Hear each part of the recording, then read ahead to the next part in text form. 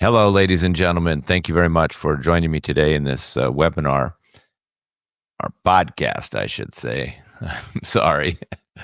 What is the truth about animal protein?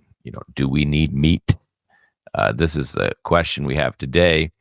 And just like whenever I'm asked the same question about dairy or wheat, or really almost any substance, including coffee, my answer will always be the same.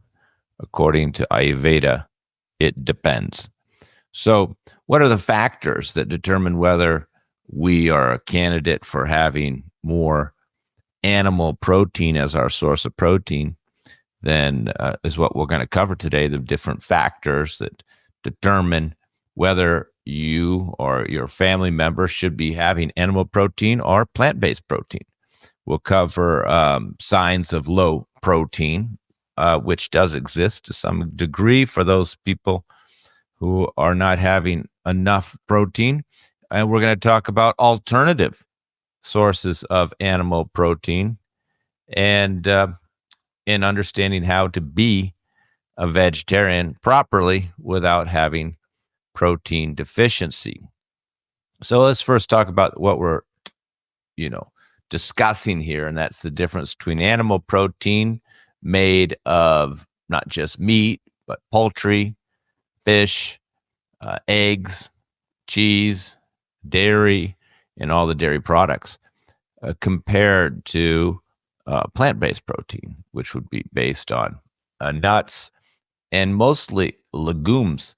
So I guess dairy is kind of in the middle there. We have plant meat and chicken and fish on one side, dairy kind of in the middle, and then we have animal protein. And nuts, really aren't a sufficient source of protein. I mean, they're helpful, but really, if a person's going to be vegetarian, as per all of the billions of vegetarians in this world, you would need to eat legumes every day. Well, we look at southern India, where we have the largest population of vegetarians.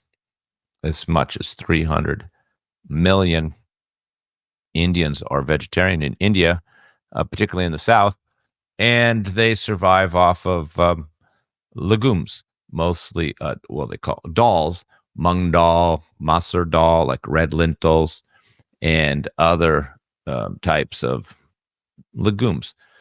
And of course, South America as well, mostly living off of or getting their main source of protein from legumes, pinto bean, black bean. We even can see Asian cultures getting a large percent of their protein from soy. So these are the main sources of animal protein. I know that people, believe that they can get enough protein from eating plants, like the gorilla, but the gorilla does eat constantly all day long and has a digestive system that can eat mass amounts of greens to get that protein. But that wouldn't be really feasible for a human. We don't have that type of digestion system, and it's just not a good source of protein to rely only on mass amounts of greens.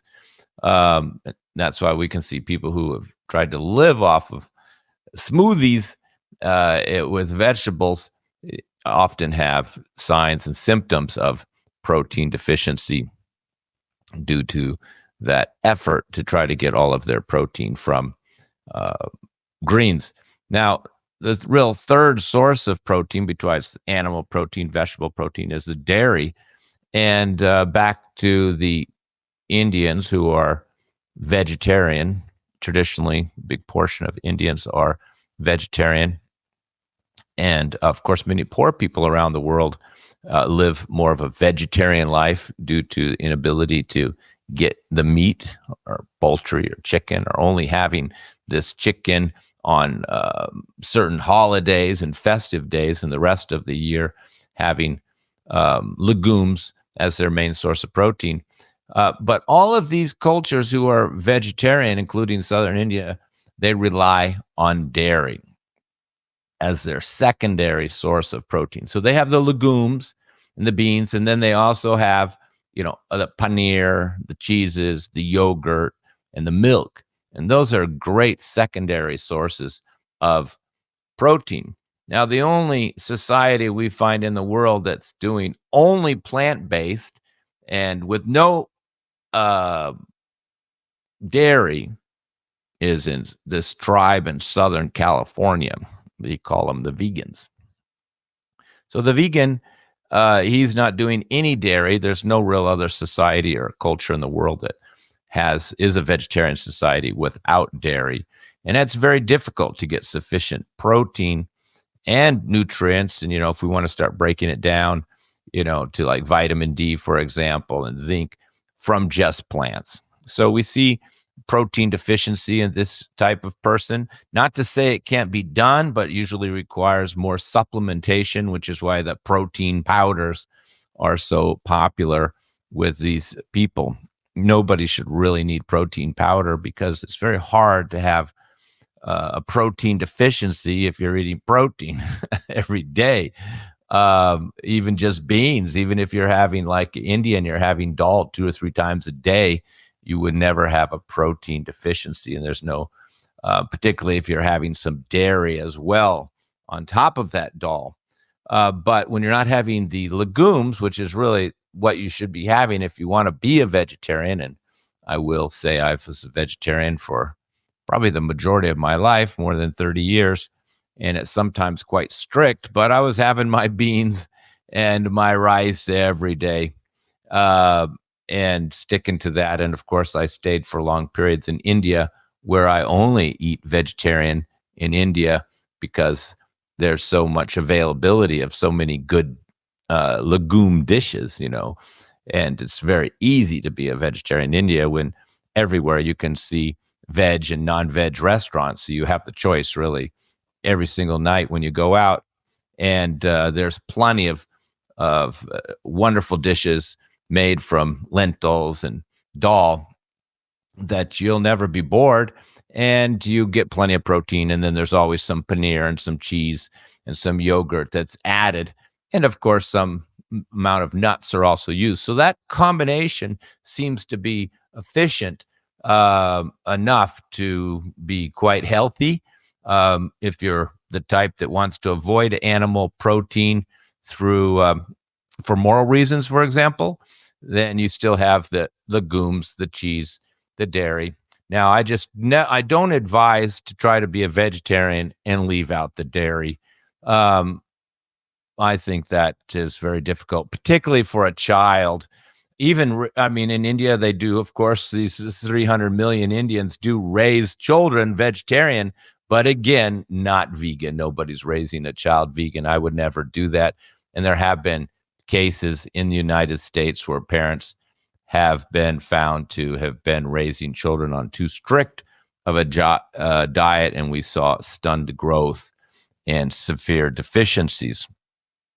So, and of course, the whole subject of whether we should eat animal protein or not on a moral basis is a secondary question. We're talking about from a health basis. But let me go on and talk about the factors to determine whether you should be eating animal protein or not. I believe everybody should be having some amount of dairy. So we'll just talk about the meat, the fish, and the poultry. So here's the factors. First, your body type. As per Ayurveda, there's 3 types: Vata, Pitta, Kapha. And the Kapha type of person, and of course in Ayurveda, each of these 3 types will have different recommendations for their source of protein. With a Kapha type person, heavy, round, easy to gain weight, slower metabolism, they recommend almost a vegetarian diet. Almost, for you vegans, almost a vegan diet, but not strict. Still could have a little white meat, maybe a little shrimp. They're very light. Some light fish, and small amounts of dairy. So that would be for the Kapha type person who gains weight easy.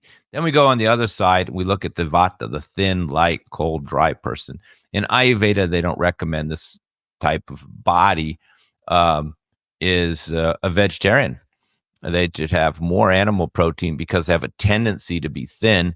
And we can see many thin Vata types, at least for my patients, already tried the vegetarian diet, or even worse, they went vegan, and all their health conditions got worse. Their insomnia got worse. Their sleep got worse. They started having, degenerative bones. Their hair started falling out, and it really exasperated their health. So if you're a Vata body type, thin, light, cold, dry, very active person with a high metabolism, you're going to be doing better with dark chicken meat, particularly if you have dry skin. You don't want to have too much white chicken meat, and oily fish like salmon, and less beans, because beans are very drying.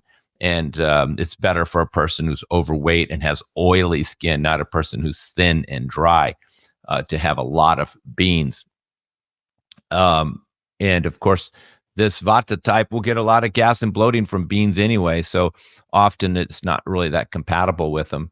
Now, if we look at red meats like, lamb and beef, then these are only really recommended for being somebody who's anemic, a woman who's menstruating a lot, or somebody with a condition like ulcerative colitis where they're losing blood, and then meat soup is used as medicine, particularly for extremely anemic women. So red meat could be used as poison, as medicine, and it also could be poison for many people. The third type, Pitta type of person, Pitta Prakriti, warm, athletic, aggressive, they do very well on animal protein too, but not the red meat. It's not recommended for Pitta type to have red meat like lamb and beef, and stick with the leaner meats, because they're kind of in between the two. The Kapha's heavy and overweight, the Vata's thin, and the Pitta's more muscular in the middle. So it's recommended they're kind of in the middle. They do have very good digestion, Pitta type, so they don't have the gas and bloating, and they're not too thin, so they do good on some legumes and some animal protein, particularly dairy does very well. Like the Vata type person can have a lot of trouble digesting milk, and does okay with like ghee and a little yogurt. But the Pitta type person does very well in digesting raw milk, which my mother just conferred with me when I was a child in the 60s. She was giving me raw milk. And I give raw milk to my kittens, puppies, dogs, and of course children, because it's such a building substance.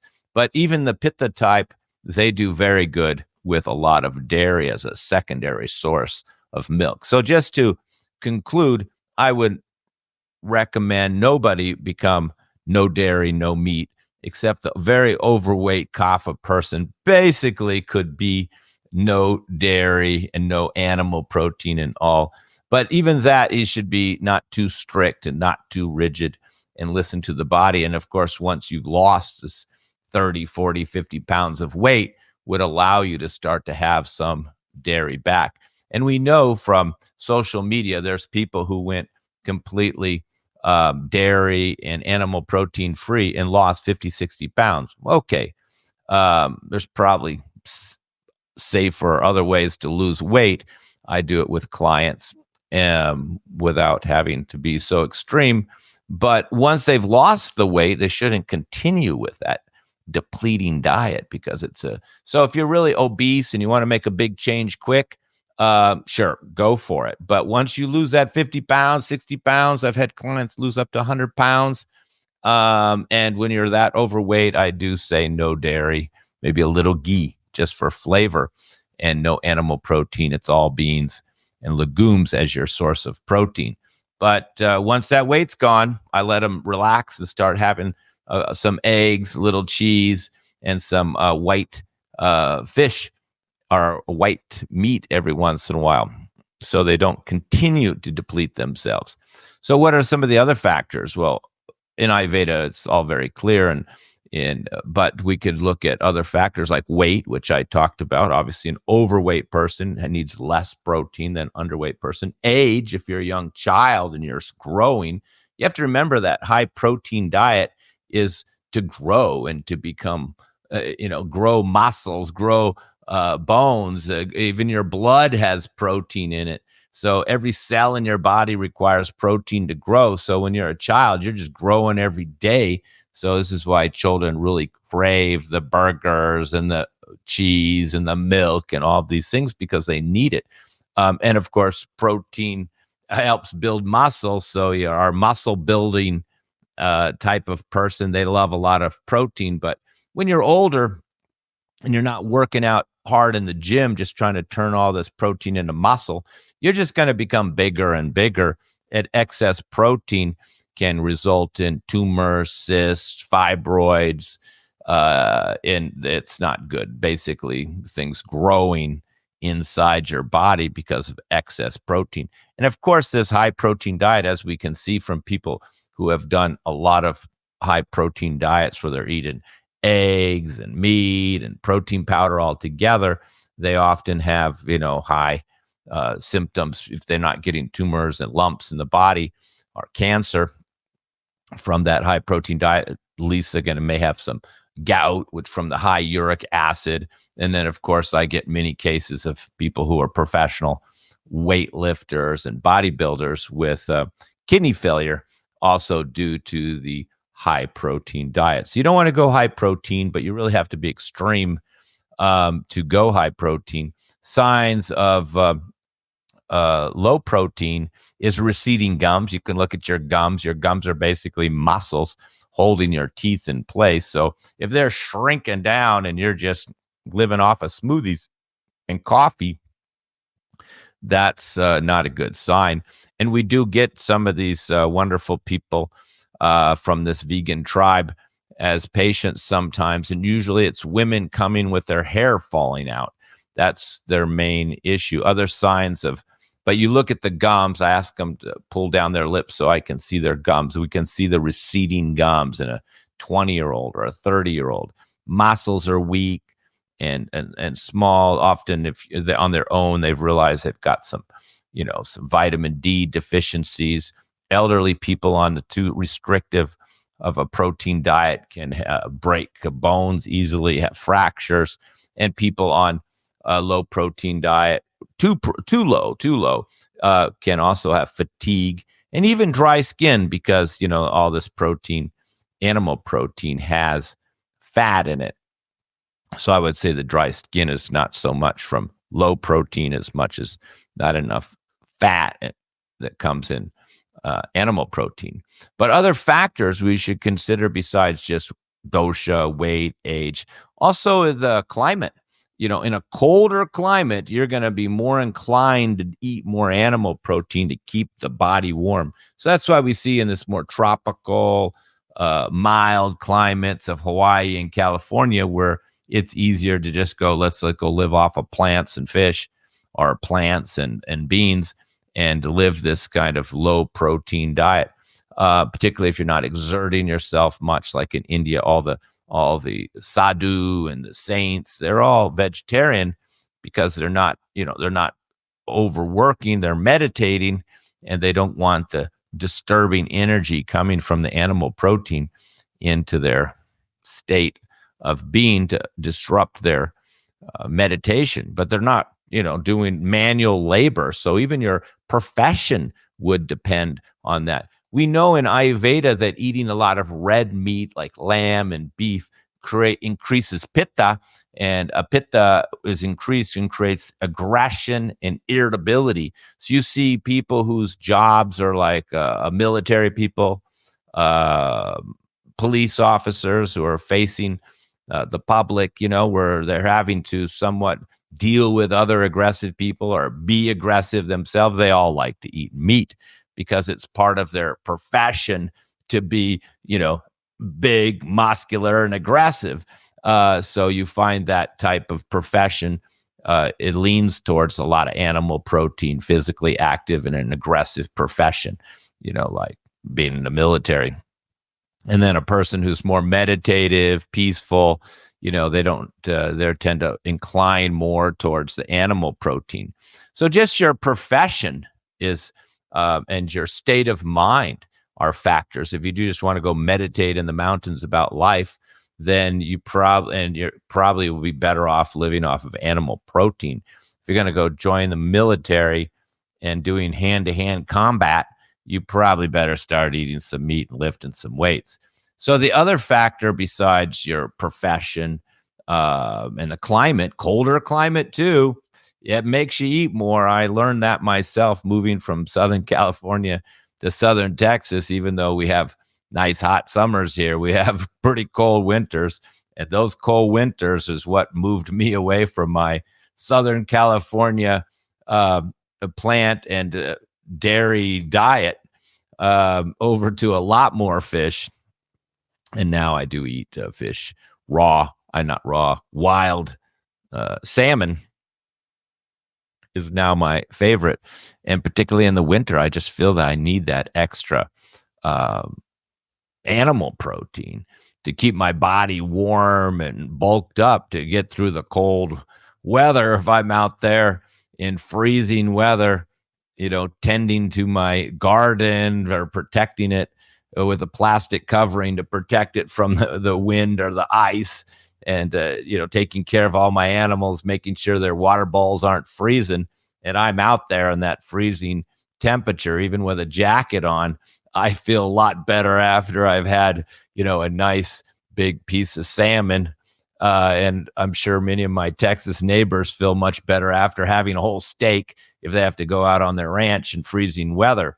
So it's just weather has a factor. Now, if you're in a really hot and warm and cozy climate, and during the summer, you can eat a lot less animal protein. So what's the other factor? Is it digestion?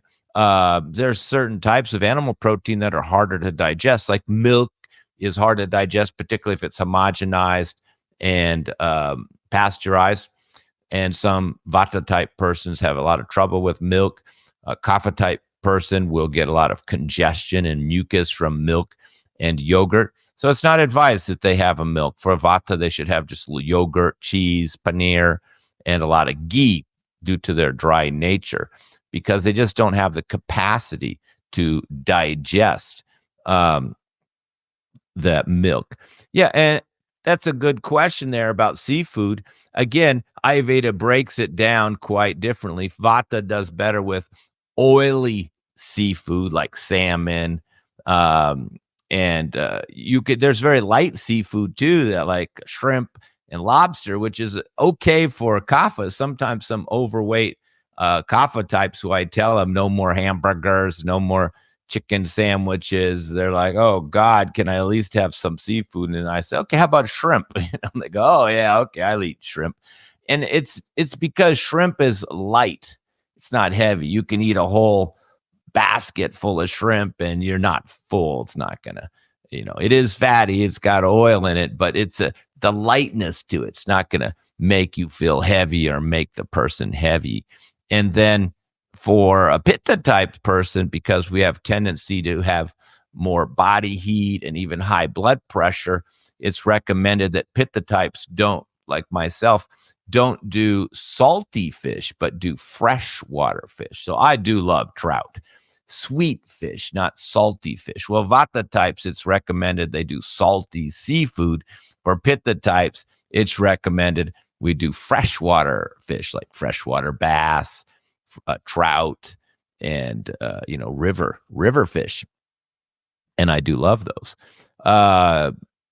So Ayurveda is very distinctive. And then, of course, for Kapha, you just get some shrimp and lobster, maybe some little tilapia every once in a while. But mostly the Kapha, as you know, if you're my patient and you were obese, I put you on pretty much a bean diet as your source of protein. Other sources of protein, of course, nuts, which I mentioned, which really you should never snack on. Sometimes vegetarians and vegans, they try to overeat the nuts thinking that's a good source of protein. I would never think of it as a good source of protein. Maybe a third level of protein. You're either going to do the fish, the chicken, and the meat, or the legumes.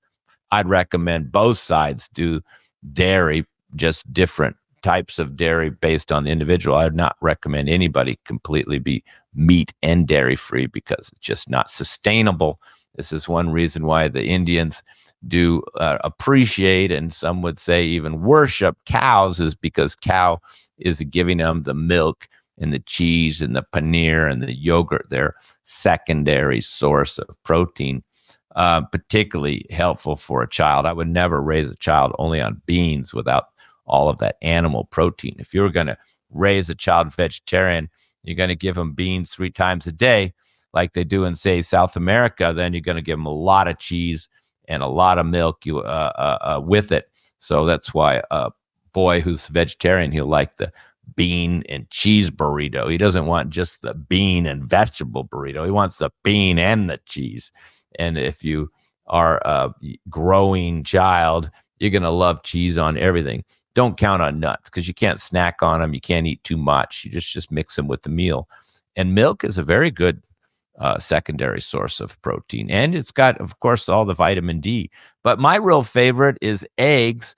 And even during my vegetarian decades, I was doing my dairy and eggs.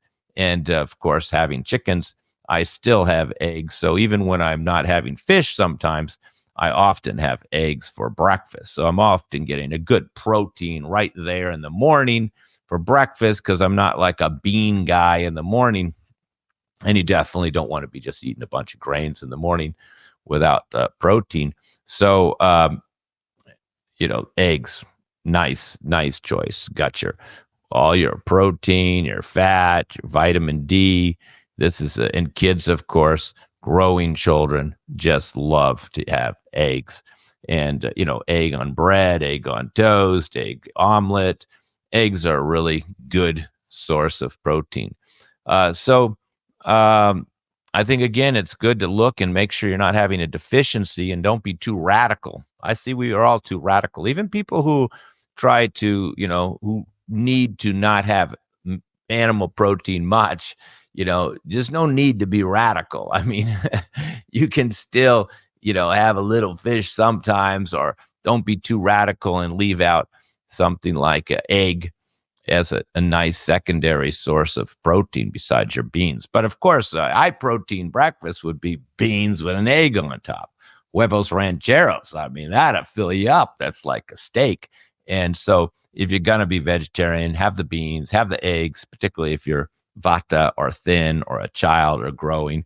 Don't come to conclusions like, oh, this is good, this is bad. People come to this conclusion all the time. Oh, dairy's bad, Well, yogurt at night can be very congestive, and milk can be hard to digest, but we can't, and butter can be somewhat fattening, but there's ghee, which is less fattening than butter and easier to digest. So we should never really lump all this together, and we should never say it's only one way. Everybody's different. And, in my practice, I get vegans who I say, oh, God, you got to have some meat, particularly a menstruating young lady.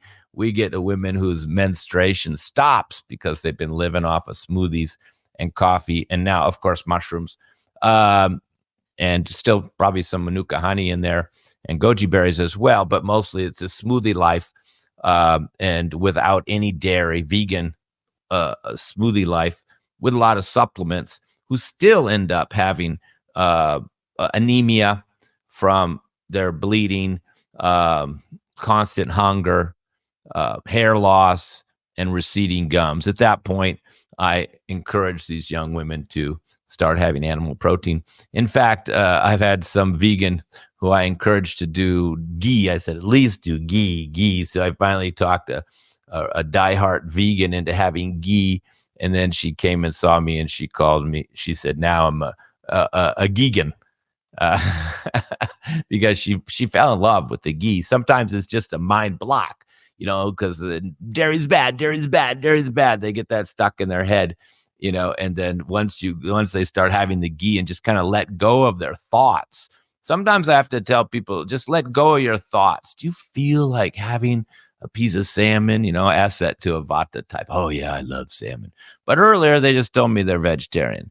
So I have to tell them, just don't think, just tell me, how do you feel? I mean, do you feel like you had eggs as a kid? Do you like eggs? If you were my guest, and if I said, just don't worry about it. What do you feel like having some eggs? And you would, if you just go by the feeling, you may say, yes, I do feel like it, but I thought it's bad. So sometimes people cut themselves off when I tell them, oh, do you feel like having some salmon? And they go, yeah, but I thought it's bad. That's what they're thinking. So you've got to get away from this adolescent mentality of everything viewed in terms of good or bad. Back to what I said in the very beginning, it all depends on these factors: your body type as per Ayurveda, your weight, your age, the climate, your digestive capacity, and your state of, and whether you're male or female, or whether, if you're female, whether you're menstruating or not menstruating, whether you're pregnant or not pregnant. These are all factors. I've known women who were vegetarian, and once they were pregnant, they just couldn't keep it going and just suddenly started wanting to eat hamburgers every day because they were craving it so much. And then, of course, on the other side, we have overweight people who have been eating a lot of meat and bacon and hamburgers and steak their whole life. And then you say, now, when you go to a Mexican restaurant, you just get the beans and no meat. How do you feel? Oh, yeah, I feel better. It's lighter. I don't feel so tired like I have to take a nap. So, but sometimes they're just culturally just used to eating meat, and can't think in terms of having anything but meat. But once they start doing the beans, they say, yeah, I feel lighter. I have more energy. I don't feel sleepy after the meals. And even these people can say, but I thought we needed more meat, or I thought we needed more protein. It's those thoughts that get you in trouble. And those thoughts are just coming from, online reading, where you get some fixed view in your head, because most people do speak in terms of it's good, it's bad, or people online are just giving you their opinion, or they're telling you what worked for them, but that doesn't mean it will work for you. So, if you're very overweight, and many of the people that advocated the vegan diet had very high weights, or obese, ate very bad for a long time, and so they wanted to go the other direction and cleanse and detox and lose weight. And yeah, that diet of no animal protein is very effective. But again, like I said, I wouldn't do it forever. Once you lost those 50 pounds, if you keep going, your bones are just going to get weak. Your hair is going to fall out and just going to get weaker. Now, I have seen people come to me who say, oh, I lost 60 pounds on a vegan diet, but now they're coming to me and their hair's already falling out. And they are, they slipped and fell and broke a bone, and they're getting weak, but because they kind of over depleted themselves. They didn't know when to stop. I mean, it was probably good for 6 months, but they kept going for a couple years thinking it's a cure-all, and then they created a new wave of health problems. So it's never good to be extreme in any place. You may like me, where I'm pretty much vegetarian in the summer. I eat a little more animal protein when it's freezing outside, and of course, another factor I forgot to mention, for fertility, a lot of times a woman needs to have more protein. And even for a man, for libido, does much better on a higher protein diet and animal protein as well. We've seen some men who complain about low sexual stamina, and we get them off of their smoothies and coffee and chocolate and mushrooms and start giving them some fish and other things. And we can even see, the libido's increasing, sexual stamina's increasing, body mass is increasing, and probably testosterone is increasing too. So, it all depends. Maybe you're an old man and you're not sexually active anymore. Then you're not living in hot weather or cold weather. It's different than a young man who's physically active, sexually active, living in freezing temperatures. He's going to be more inclined to eating more animal protein. So I hope that got you out of the fixed thinking what meat's good or chicken's good or fish good. Of course, we always need good quality animal protein. I mean, if you're going to have fish, it always should be wild, never farm raised, where they're, indigesting their own waste and living off of chemical feed or chemical based food. And you should never have chicken that's not hormone free, because that's creating, all types of, hormonal imbalances, men with getting breasts from eating chicken with hormones, and women getting fibroids and other high estrogen conditions from all this chicken and beef shot up with hormones. So you should always go hormone-free chicken, grass-fed beef. You got to go for quality at all times, no matter what's, and raw milk, it's not, you don't want quantity, you want quality. And then you need to go look at your own circumstances, your energy level, your weight, your age, whether you're sexually active or childbearing years, and your digestive capacity. But looking at all these factors, then you'll know, if you listen to your body, not the internet, what you should be eating. If you really listen to your body's telling you. If you can't listen to your body enough, then you can just do an appointment with an Ayurvedic doctor or myself, and we can tell you very quickly, because this is what we're doing for all patients, for all conditions, quickly diagnosing their body type, and we could say their nutritional needs very fast, no matter what condition you have. So I hope that helped you folks to understand the truth on that subject. There's no right or no wrong. We're all different, and it really depends on the circumstances and the individual. Thank you very much.